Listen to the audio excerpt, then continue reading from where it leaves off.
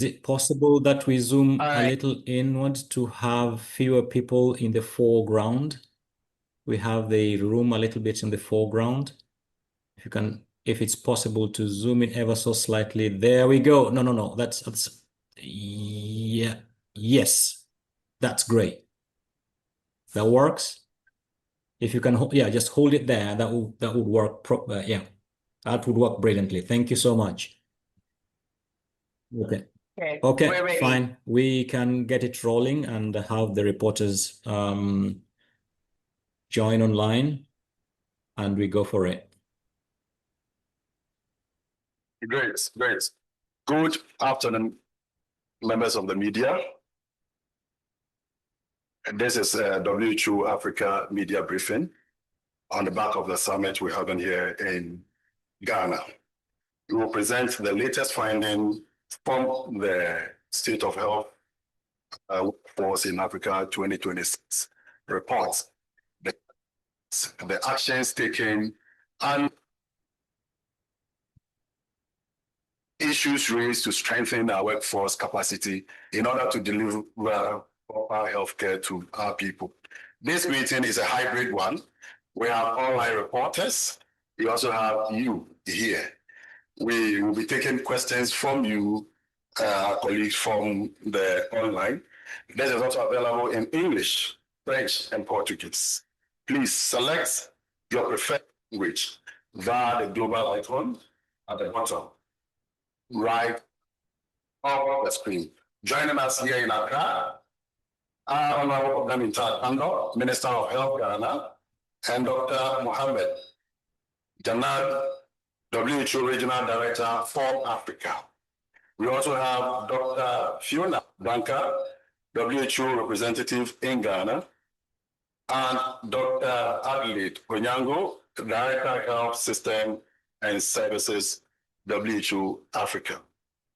Joining us online from Brazzaville is Dr. Mary Rosalind Belizeri, Regional Emergency Director, WHO Africa, and Dr. Anne Strand, WHO representative in Cape Verde. They will be available to respond to your questions. However, we also have the Honorable Deputy Minister for Health, Ghana, Dr. Grace Ayensu Dankwa here. And I invite Dr. Janabi to give us an update on the State of Health Workforce Report in Africa 2026.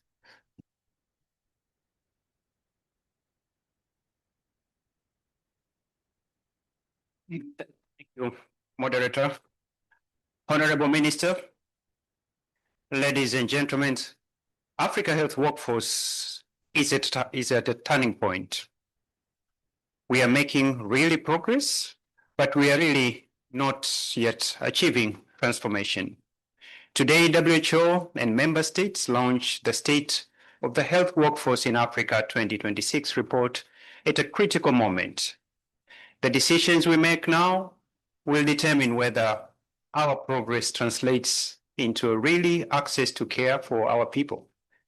Here is the paradox. Africa is training more health workers than ever before, yet nearly 1 million trained professions are unemployed, while millions still lack essential services.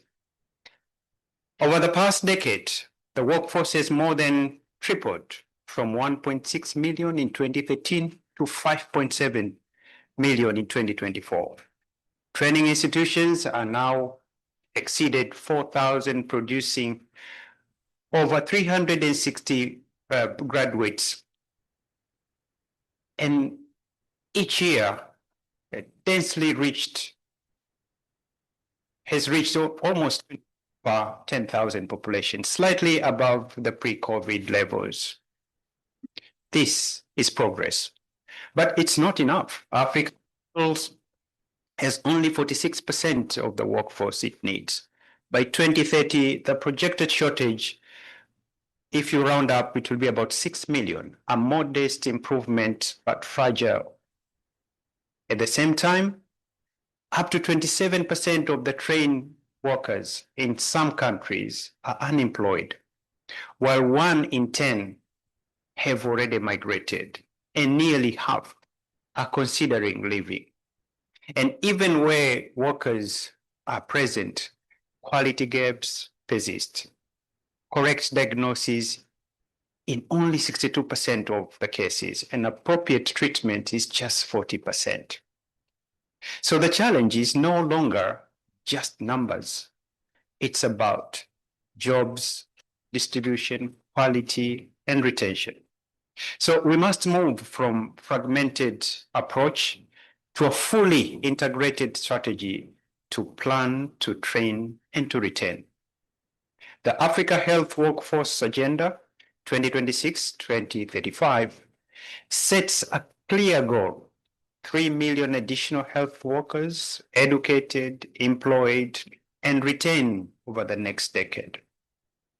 This will require a modest but decisive shift, just $4 to $6 more per capita in workforce investment, with major returns of health, resilience, and economic growth. This forum, which you've just conducted now, must mark the shift from commitment to implementation. The question is no longer whether Africa can train health workers. The real question is, will we create the jobs, the systems, and the conditions to keep them and ensure that every African has access to a quality care? That's the question. I thank you.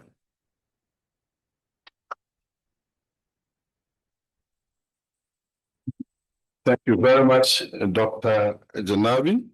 I will now go to the Honorable Minister for Health, Ghana, Honorable Kobnam Intakando, to share with us Ghana's effort to strengthen workforce capacity and to support health delivery. Thank you very much, Prof.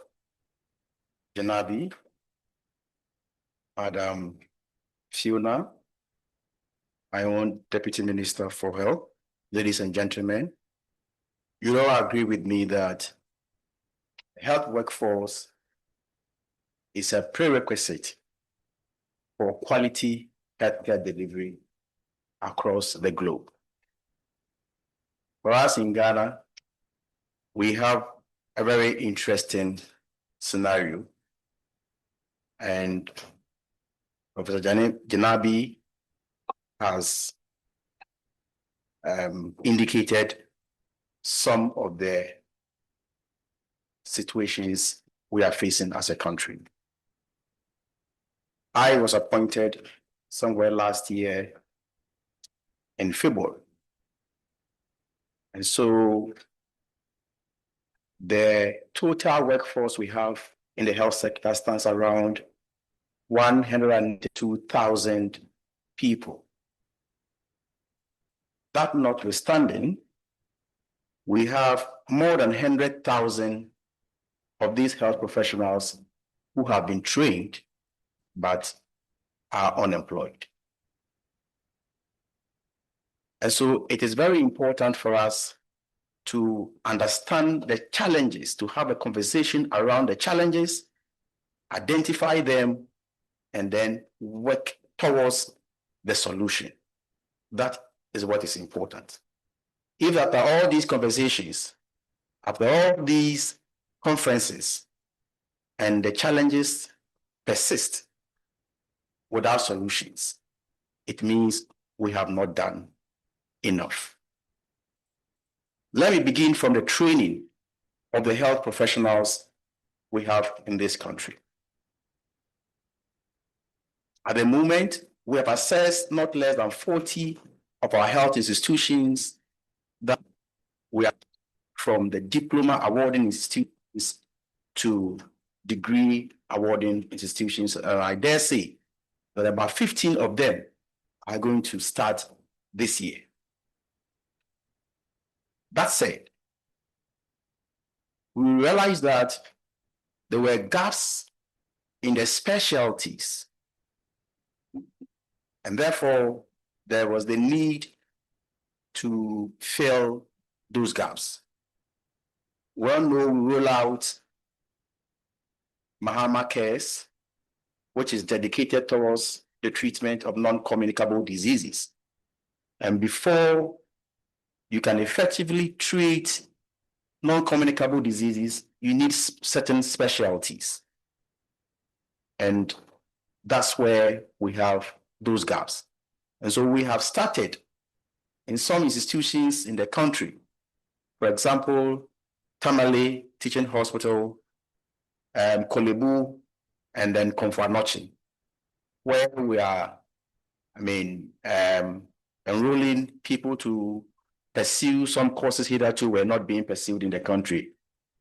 Oncology, critical nursing, nephrology.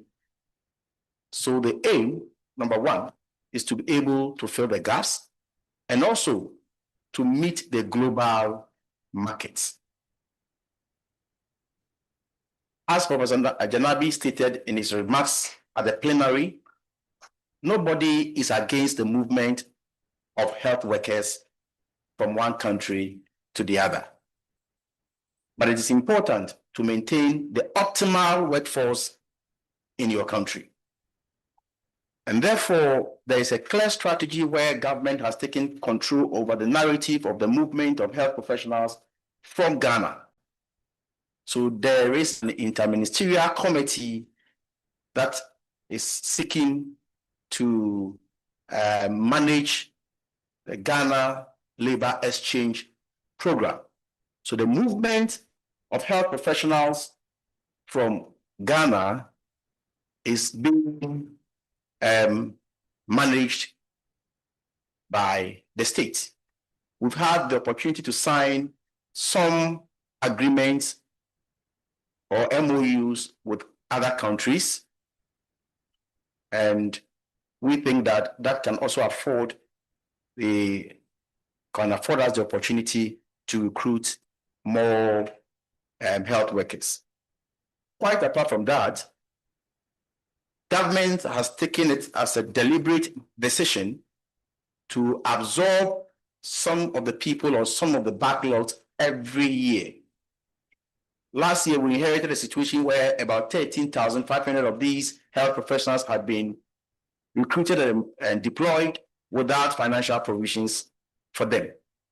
There were a lot of, agitations here and there, but I dare say that we have been able to find a lasting solution to it, and we've even started paying them their arrears. This year, as stated in the opening remarks or the keynote address of Her Excellency, the Vice President of the Republic of Ghana at the plenary, government is targeting recruiting not less than 16,000 of these health professionals. As I speak to you now, we have financial clearance of about 8,000, to recruit 8,000 health professionals this year, and the processes are ongoing. And so it is important for all of us to have a plan we are working towards and make sure that we try to clear the backlog whilst we are training more. Government has also taken it as a policy to upgrade tutors in these health training institutions. So every year, government is sponsoring a number of these tutors to pursue their PhDs in order for them to give quality trainings to these health professionals. So these are the challenges and these are the solutions we have attempted. We cannot wait to have a perfect system, but I believe that gradually we are getting there. Thank you for the opportunity. Thank you very much, Honorable Minister for Health, Honorable Kwabena Akando. This is the second African Health Workforce Investment Forum, a press briefing after the opening ceremony. This particular press conference has generated a lot of interest, both online and I can see from your faces. So we would open the floor for questions. We'll take some questions. We'll go online to take some questions. We will have questions from the room and then go to journalists online. They will submit their questions through the Q&A box on your gadgets. To begin with, we will start with some few questions that I have already received. And this goes to Professor Janabi. Prof, how can countries realistically increase investment in the health workforce given current budget constraints? So this is the first shot from the online team. How things from you here? Please, you identify yourself, your media house, and then you ask your question.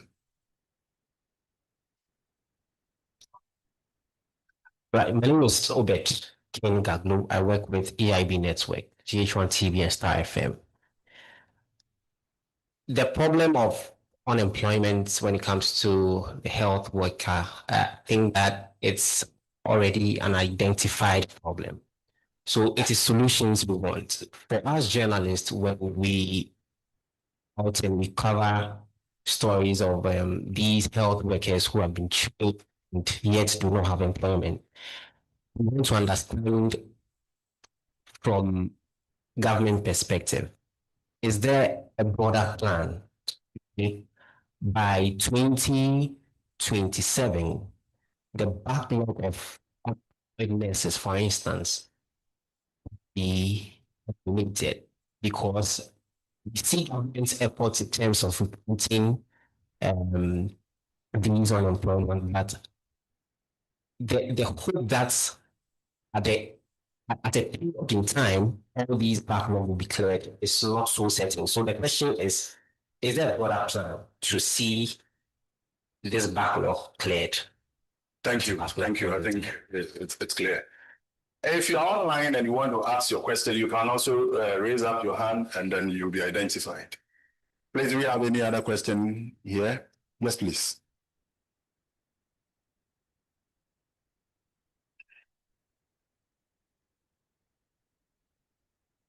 Hello, everyone. Good afternoon. My name is Olutola Vivian Adeomi, representing Digital Health Africa.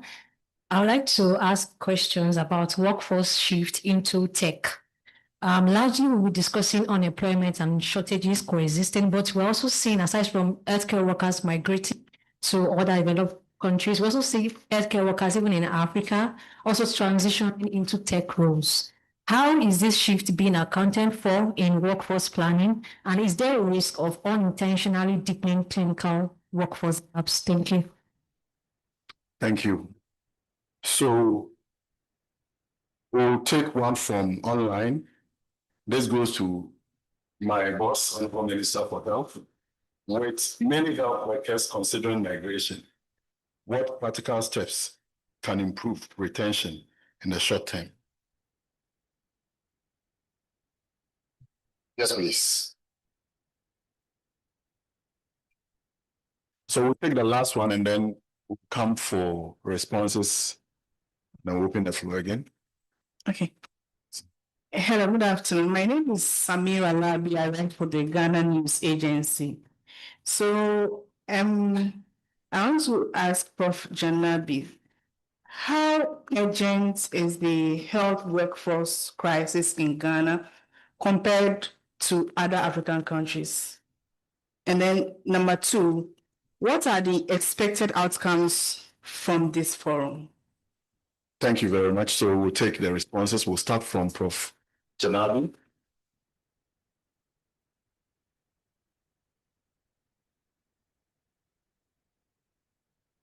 Yes, we can hear you. The mic is okay, good. So I'll try to combine some of the questions, but the question was how, with the limited budget, we can move forward. One, I have to put it very clear. As WHO, we have 47 member states in Africa, and we don't go with our priorities. Each country has got its priority, but let's talk of this health. Can you hear it better now? So what WHO Afro is advising, be smarter with your limited funds. For example, I mean, governments can ring fence 3 to 5% of health budgets for training. This is a very protected line. Shift from workshops on the job to digital learning. It's cheaper, it's scalable. Pool your we can advise the member states to pool their resources regionally, whether it's AU, whether it's through Africa CDC, whether it's from WHO, Afro, because coordination and avoiding duplication and fragmentation is a key to. And let's tap external funding smartly from Global Fund. You saw them, they were here, Gavi, partners tied to workforce, because all these partners, what they want to see is palpable results. They invest their money, they are our partners because they build systems. Training is very crucial. And one of the biggest pillars of WHO is on primary health care. So prioritize frontline skills, surveillance, IPC, intelligence response. Use the trainer models, cascade quickly, and it's nationwide. And one of you touched here, leverage e-learning and simulation labs instead of travel and heavy training. And to try to integrate training into routine service delivery, not as separate events. The question of return. Let's try to link training to career progression and promotion pathways. Provide we call it non-financial incentives, recognition, certification, and leadership roles. I remember, if I might cite, because that time I had not joined WHO, I was living outside for 19 years before I returned back to the continent. One of the incentives which the government took to retain people, we were not paying tax for anything we import from outside. So from vehicles to furnitures, they just let us go. They provided free housing for us. So my entire time there, I never paid rent. You get a. So those small things can attract. But the thing which I can say with my personal experience, as I said, I'm a public health scientist, I'm a cardiologist. My country didn't have a cath lab, and I'm an intervention cardiologist. We put small metals called stent, we put pacemakers. But we didn't have those equipments at home. So for me, personal, it was very difficult to return home because what will I do? But the government listened to the diaspora. In 2012, the country bought our first cath lab, which made me and others to decide to go back home. It's an expensive machine. It's $2 million by then. But that investment, I can tell you, it saved the country $6 to $10 million every year because now we were not sending patients outside. And today they are doing wonders. I've been to Angola, it's the same thing. Kenya has invested a lot of kidney transplant. Uganda has invested a lot on cancer, and so on and so forth. So the bottom line, what I can say, in a context of tight budget, Africa must rethink, not reduce, but training. First, we protect a small and dedicated share of health budgets and use it smarter. And that means shifting from costly workshops to others, as I said.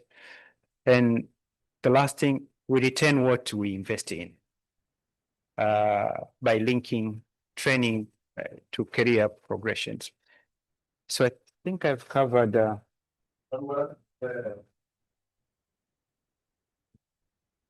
the tech. I touched about it, and I can islands, developing states, we call them seeds. We can do telemedicine there, and the neighboring countries like South Africa, who is a member state. So this is where we use technology. And they've got a smart, which WHO invested on it, a smart classroom, we call. In that one hall, you can teach the entire Rwanda medical schools and our community health workers. We have provided our community health workers with mobile phones so they can either transmit images of which they've taken to district hospital or to regional hospital. But the bottom line here, dear media people, if you invest on primary health care, you can pick a high blood sugar before it turns to be diabetes. You can pick a high blood pressure, just elevated blood pressure before it turns to hypertension, then gives you all the complications which are there. So I really emphasize to invest on primary health care. And lastly, let me give you an example. Japan invested in universal health coverage in primary health care in 1926. By 1961, they were 100% covered the entire country. Now, you all know, if you want to live longer in this world, move to Japan. They've got the longest, not only longest, but a quality long lifespan of, I don't know, 88 and 91, male and female. So in technology and innovation, it's one of those four pillars which I discussed with other, the primary healthcare, innovation, local manufacturing, and sovereignty, which is part of the global health architecture and Accra Research, Galvi 600, all those complement each other to achieve a healthier continent and healthcare which is resilient and can meet all the shocks which come along with this world today. Thank you. Thank you. Honorable Minister, please. Question as whether or not we have a broader plan to be able to absorb the backlog we have in the country. The answer is yes. We have a strategic plan to absorb not less than or between 15 to 25,000 a year for the next 3 years, working with the private sector. So, and we are bringing another concept which will also even keep those who are yet to be permanently employed engaged, and that is the volunteer or the volunteer system. The strategies or the preparation towards the implementation of the free primary health care, we are not able to fill the gaps within 1 year, which is not possible. Let us be very realistic, because these challenges have piled up for so many years. Because if you have come to meet an accumulation of health professionals who have been trained, and the numbers are somewhere 105,000 people, you cannot simply say that you are going to absorb all of them in a matter of 1 year or 2 years. And so, and we still have some gaps in the system. So what we are going to do is that we are going to engage some of these health workers on a volunteer basis. So yes, we have a strategy, 1, with the Ghana Labor Exchange Program, 2, with the private sector, 3, with a deliberate recruitment by government to mainstream these health workers, and then 4, with a volunteer system. So for now, that is a strategy we are putting in. But let's also be realistic here. They are also subject to the availability of funds. I sit in cabinet, and the issues are discussed there. You know what is in the envelope. And so at the end of the day, if you say you need salaries for 13,500 people, you have been given. You say you want to recruit, you say, okay, go ahead and recruit. You say, okay, go ahead and recruit about 16,000. So within a matter of less than, say, 24 months, you are putting not less than 35,000 people on the payroll. You must also understand its financial implications on the national budget. And so it's one of the things we're having to deal with, to continuously engage the minister responsible for finance to always make a case for recruiting more of such people in the system. Now, the second question has to do with what practical steps we can take to improve retention. Yes, there are varied reasons why people leave this country or any country. The reasons have not been one. Currently, I have a problem of health professionals accepting postings to rural areas in this country. It does not mean that the vacancies do not exist. It does not mean that government is not ready and prepared to employ them. But what it means is that the professionals themselves do not want to go to other or some parts of this country. So it's a problem. Why? Because maybe the person doesn't want to live in the village. Some people will come and tell you, we have lived our life in the city all around, so we cannot live in the village. So it could be a reason why, if I'm not getting the employment in the city, I'm leaving the country. There's very little we can do about it, and let's be very realistic here. There are people who also express frustrations that, look, if I'm put to areas where I cannot even get the right equipment to work, job satisfaction is also a problem. So I don't even want to work in that environment at all. So I want to work in an environment where I can get job satisfaction. In that case, the solution is retooling of the health facilities, of which we are doing. You know, there are instances where, due to the general economic conditions, people may not want to work in their country. I give you an example of before 2024, our economy was not in the best of shapes. There are health professionals who have worked for a very long time and have invested their money in bonds. They ended up losing their money. So they didn't have the appetite of even staying in the country. It could be one of these reasons.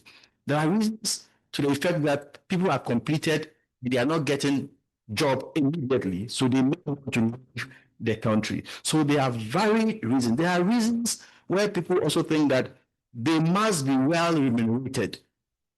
We must create better conditions of services for them. For example, some of these things I do not want to put out there because we have not finalized some of these conditions of service or incentives for people who are self-posting to the rural areas. But government is looking at that direction. So we are taking every necessary step to make sure, one, we create employment for the people or for the workforce, the health professionals who have been trained and have not been employed, and those that we have employed, that they are also willing and ready to leave the country. We are doing our best. So on that is what I can say for now. Thank you very much, Honourable Minister. We have a question from Al Jazeera. But before that, we have Paul. You want to ask question online? Are you there? Yes, I'm there. Thank you very much for this opportunity. So I have two questions. Dr. Janabi, health access discussions often focus on medicines, financing, and procurement systems. But from your perspective, actually WHO Africa's perspective and experience, how much of the real bottleneck is actually the health workforce itself, particularly in sustaining long-term care for chronic diseases across the continent. While for the Honorable Minister, thank you very much for your clarifications and explanation. I know that Ghana is often highlighted as one of the countries pushing forward on health financing and universal health coverage. But what lessons do you think Ghana learned about balancing investment in medicines and healthcare infrastructure with the need to retain and support enough health workers to actually deliver long-term care? Thank you very much.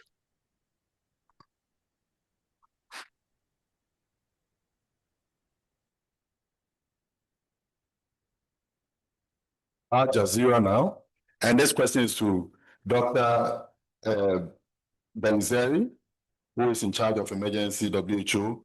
Could you confirm the latest numbers, including total cases, deaths, and how many patients have been taken off the ship, as well as the situation of the CIU cases in South Africa? Also, what is WHO's current assessment of the public health risk?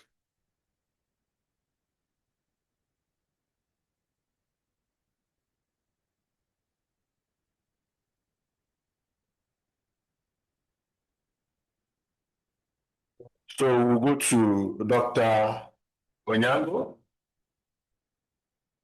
How can governments better align training with actual health system needs and available jobs? This is to Dr. Onyango. To Dr. Branca, what roles should international partners play in supporting not just training, but also employment and retention? These questions, I'm sure they decide to just spread it across. So we'll start from Dr. Onyango.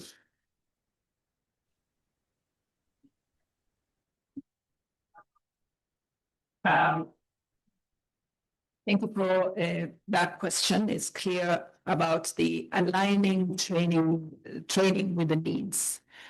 We are supporting working with countries to conduct health labor market analysis, and those are usually linked with an understanding of the public health and the burden of disease that the country actually experiences. So those analyses help each country to identify what the biggest challenges are so that we can understand what types of health workers are needed to address what burden of disease. It's a very systematic way of making a contextualized assessment of the need. And once that has been done, we bring together different sectors in a dialogue, national dialogues, where we put forward, this is our health challenge. And when we talk about the disease burdens, we're talking about also a health workforce that is a workforce, not just a health workforce, but a workforce for the entire population that is affected by health problems that are going to affect overall economic development.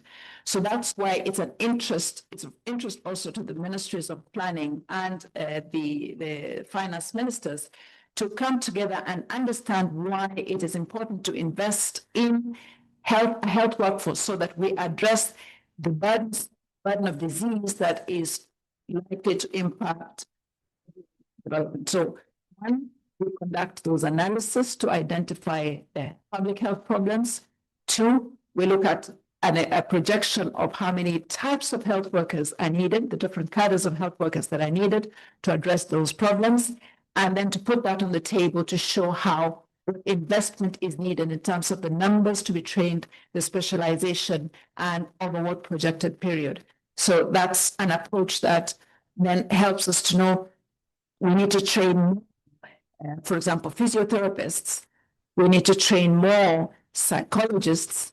We need to train more counselors, etc., because we know that the evolution of the public health problems indicate where the needs are, and that can be linked with training, a cost of training, because then if all sectors come together, then we understand why it's important for us to invest, not just as a health sector, but as an overall development ecosystem. Thank you. So Dr. Gonaru, you answer pause. Yeah, I think the question, if I got it correct, it was sustaining management of chronic diseases. But I would say as a public health NCDs specialist, is the principle is simple.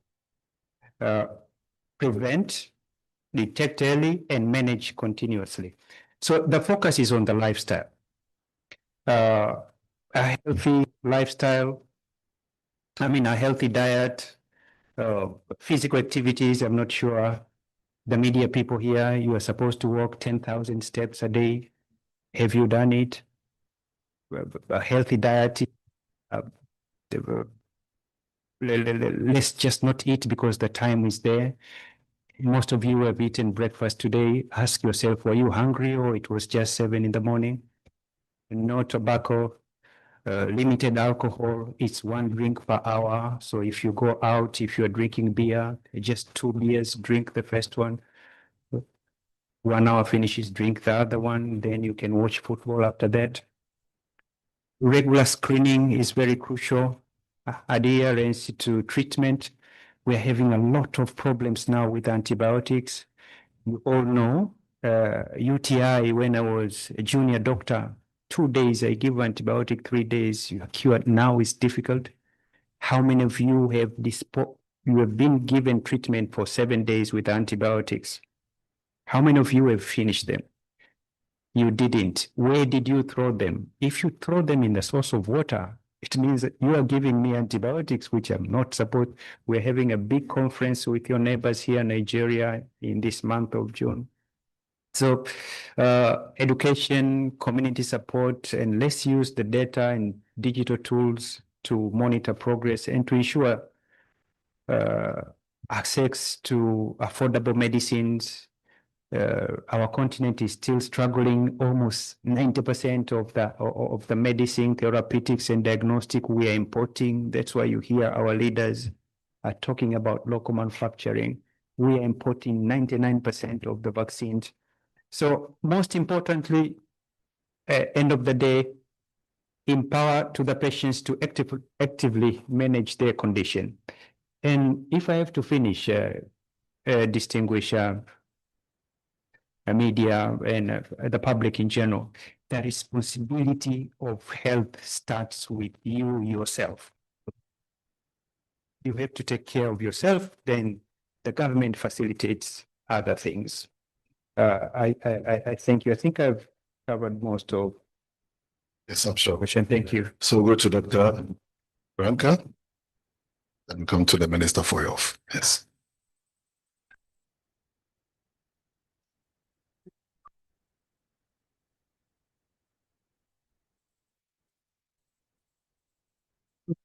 Thank you very much. The question was the role that partners can play in supporting the health workforce around not just training, but recruitment and retention. As partners, work to support government priorities. And so we are pleased when priorities are articulated. We do have the health sector development plans that guide the way we support national priorities. So I think that first of all, it's alignment with the priorities. And we know that in the sector sector plans, the human resources for health are a critical component, and how we address the key priorities within resources for health, it cannot be government alone. Is a lot that partners can support. One is around the evidence generation that is needed to guide the investments. And we've talked about the health labor market analysis as one of the critical evidence mechanisms that are needed to guide the policies, and then also evidence around efficiency gains that can also guide where to invest are critical, and partners can play a role in generating that kind of evidence to support investments. We've also seen that, for instance, in the case of Ghana, a national investment plan, the health workforce, was developed, and so with that there are clear objectives around alignment of training, creation of jobs, and retention modalities, opportunities that partners can play in making this investment plan a reality. The other aspect is the innovative financing mechanisms. Honorable Minister has talked about the plan to have a large workforce executed or implemented this year. That requires money. And the practical side is that not all governments can be able to finance all the workforce that they need. And so partners have a role to job creation based on quality and standards that are set by the government, as well as the diversification of financing sources, how we support the creation of the jobs, but also how we exchange of information on countries are diversifying sources of funding, not just for health workforce, but the sector in general. There are examples to learn here in Ghana. There's a lot of work around health taxes, how we can utilize taxes from certain commodities, again, to go back into the sector to promote the very diseases that we are trying to prevent around use of tobacco, alcohol. These taxes can help to go back into the sector to address needs around non-communicable disease control. So in summary, yes, indeed, as partners, we have several opportunities to contribute to the health workforce development in countries. Thank you. Thank you. Honorable Minister for Health.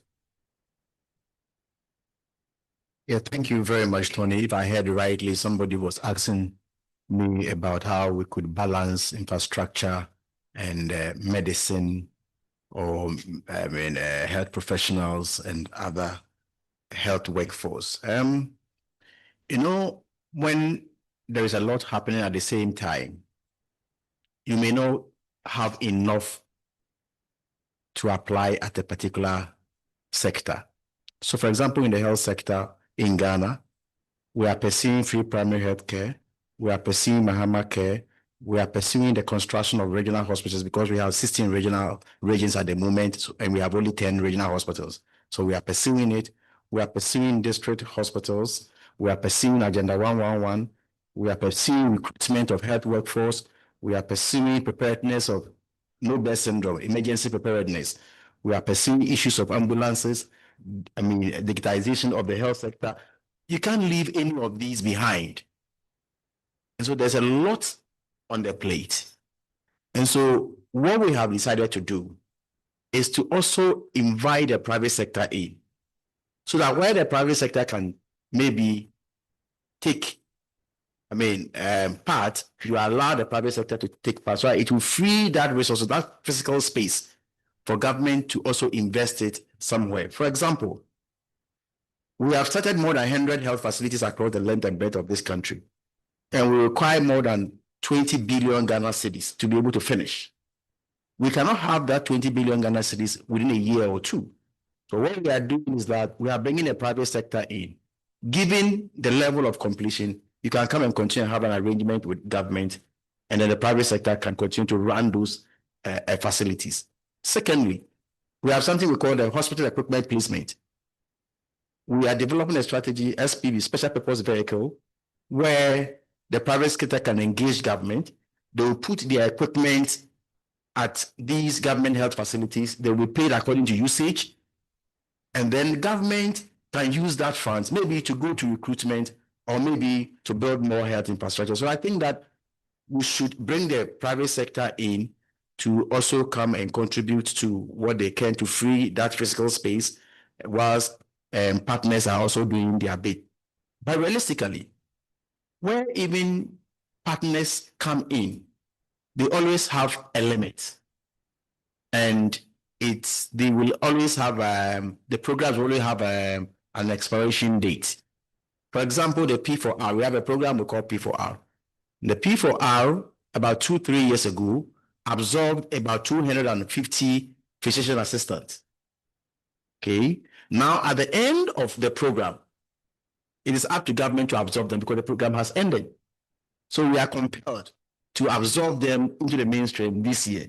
Yes, it allowed us some space, but it has also placed us at this situation, whether we like it or not, to be able to absorb these people. And so I think that we welcome all assistance, and we think that we will apply our monies where it is needed most. Yeah. Thank you very much, Honorable Minister. There was a question from Al Jazeera, but before we go online for Dr. Ann and Dr. Rosalind to answer these questions, let me add one. This one says, my name is Ellen Shikanda from the National Media Group in Kenya. My question is on the Hantavirus. So it's the same question. Hantavirus outbreak reported in cruise ship. Are we anticipating the cases to spread on land since we have already reported one case in Switzerland? What can African governments do to prevent should we find cases in Africa? What does this outbreak tell us about the One Health approach and the pandemic agreement that is now dragging? These questions will go to our online Dr. Rosalind and Dr. Ann. Please, these two questions are for you. Thank you, and good afternoon, everyone. And thank you for this important question. As you know, we are dealing now with an outbreak linked to a cruise ship starting from Argentina, going to the...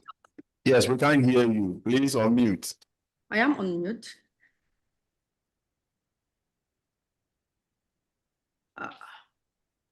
Can you hear me now? Can you?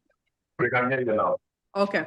So I say thank you so much for this important question in that moment that WHO, together with all partners in member states, we are dealing with that outbreak starting in a cruise ship. This travel starting in Argentina more than 3 to 4 weeks ago. So WHO, we assess the situation, and actually based on all the evidence we have and the assessment that we conducted, so the risk is evaluated as a low at global level, as a medium in the ship, in the cruise ship, and also is a low and medium for Africa. So what was the situation? So far, we have 8 cases, linked to that outbreak. So we have 3 deaths, unfortunately, and we have 1 case in Switzerland, as the journalist mentioned. So what can member states do in terms of that? So WHO, we release, a brief for member states where we really recommend that member states reinforce surveillance, also laboratory system and clinical care. So for hantavirus, we don't have a precise treatment for now. It's really to take symptomatic care and also to give very good clinical care to the patient. So we don't have a specific drugs that can treat rotavirus and so forth. Other information also that we can share is that at the country level, where we have the link with the outbreaks. So far in South Africa, we are supporting the member state to conduct contact tracing. So far, we have 69 contact that are under close monitoring in case there is a symptom, so we can be quick. So this is also a recommendation to member states to be vigilant, to increase the vigilance, to increase the surveillance system, the clinical care, and also the IPC. So in Cape Verde, I will leave my colleague Anne, who is the WO in Cape Verde, to say what she's doing, supporting the member state in Cape Verde. But I can say that at regional level and global level, so what that outbreak tell us? That outbreak tell us that for more than ever, the world needs WHO.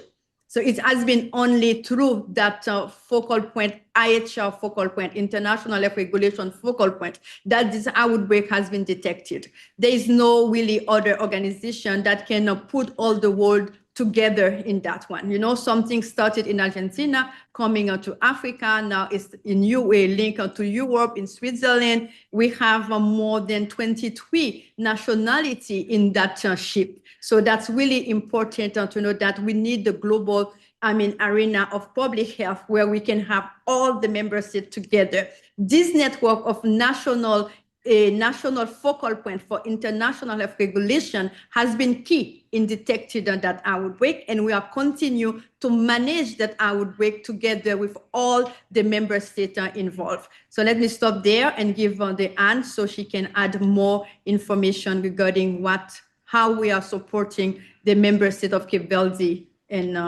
to going forward with that outbreak. Thank you, Anne, over to you. So, Dr. Roslin, I can't agree with you more. This WHO has from the start coordinated a very time-sensitive and multi-country response under the international health regulations, really ensuring patient care and then protect populations. And so of all those interventions that we've done is giving guidance to the ship operator on how to manage the health of the passengers on board, medical evacuations and treatment. 3 patients flew out 2 hours ago here from Cabo Verde. They were medically stable. They were going to Netherlands for future care. So what now is going on is international contact tracing, as Dr. Roslin was saying. We have been taking samples of the clinical patients on board, and they're being analyzed right now. And I think I'm getting information by the end of the day at Institut Pasteur in Dakar. Of course, we're also doing risk assessment and information to all of those countries involved through the IHR channels. The boat that is still currently in the harbor of Cabo Verde in Praia will be leaving in 2 hours. On the boat right now, there's been a reinforcement. One medical doctor from WHO, who's also an epidemiology specialist, will be taking care of if there will be more cases on board, but also doing epidemiological investigations together with other international colleagues on board. Maybe, and Dr. Roslin, just in this before we take the closing remark from Dr. Janabi, what can you tell us about the strain confirmed in South Africa and Switzerland? Is the variant more transmissible or a new variant? What plans are So they far, to evaluate the German woman whose body is still on the ship? So these are questions to Dr. Han and Dr. Roslin. Thank you. Thank you again for the question. So far, we have the same virus confirmed. So in South Africa, it was the Hantavirus and this type. And it's also, we just received at the time I'm talking with you, the result from IPD, in Pasteur Institute of Dakar. As I mentioned, the WHO, which is a collaborating center of WHO, and the sample collected from Cabo Verde were sent to Dakar yesterday. So today we already have the result, and they confirm the same, virus, the three. So far, I think we can, with cautious say that the cases are linked to the same outbreak, because it's the same case, the same outbreak, the same virus also confirmed in Switzerland, in the patient evacuated in South Africa, and also in the patient that where the sample were collected also in Cabo Verde. So far, we can say with the lab result that the cases are linked to the same outbreaks. But however, we are still continue conducting more investigation. As you know, we are pending for more, data, epidemiological data. So we've more with more to confirm totally, the outbreaks. But so far, all the cases have the same lab result. Over to you, Anne.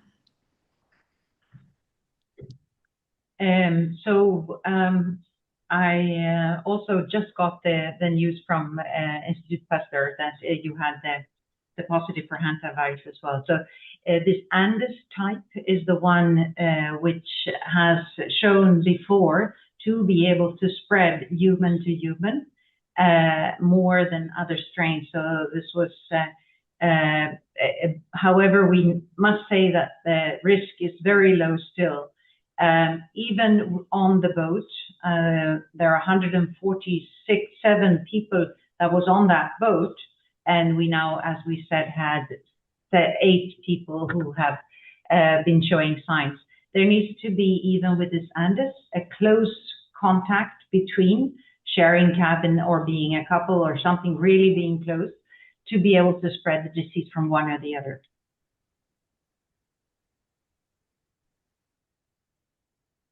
Thank you very much. We'll take the remarks from the closing remarks from Dr. Janabi. But before that, so you come here to wrap up. But there is one question from a Minister of Health in Africa who is asking whether is Africa directly involved in this. So please, as you are wrapping up, please touch on this. Thank you very much.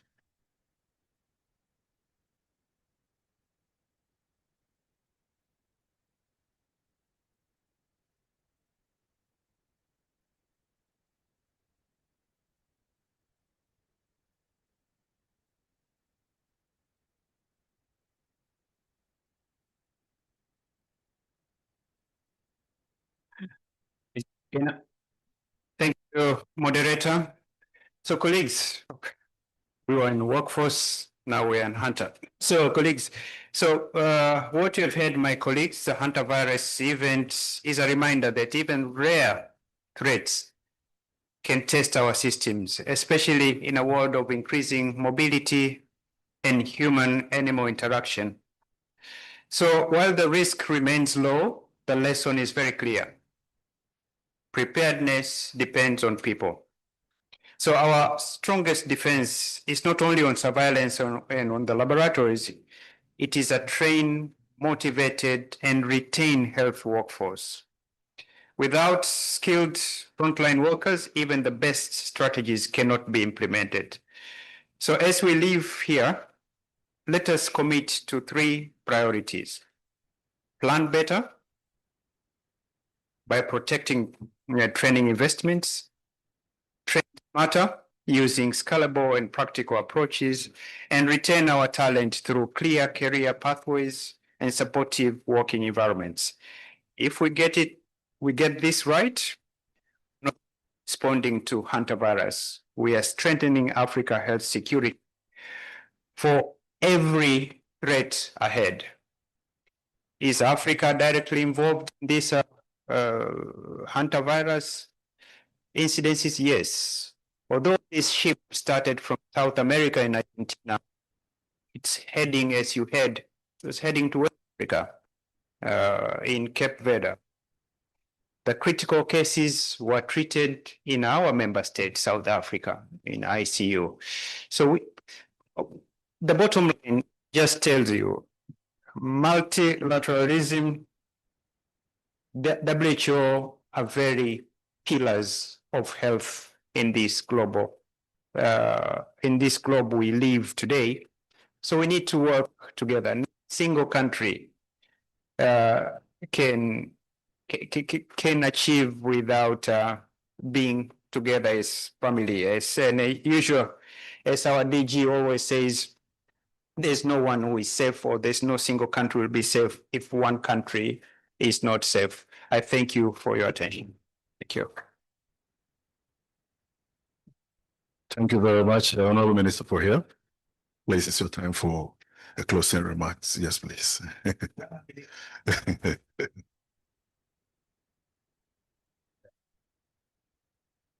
I don't think I have anything useful to add. Just to use this opportunity to thank Professor Janabi and your representatives for choosing Ghana as the venue for this very important forum. And we'll continue to assure you that we in Ghana will continue to be the advocates of the health sovereignty, and we will also, leave an example. They say that. Thank you very much. Thank you very much, our panelists. Thank you, Dr. Janabi. Thanks, Dr. Nyeng. Thank you very much, Dr. Branca, and thank you, Honorable Minister of Health. To our Honorable Deputy Minister, we are grateful. Minister, thanks for making this happen. We'll continue to Friday. We'll be here till Friday. Thank you very much. Our online journalists, we are grateful to all of you, to everybody who made this possible. God bless us all. Thank you.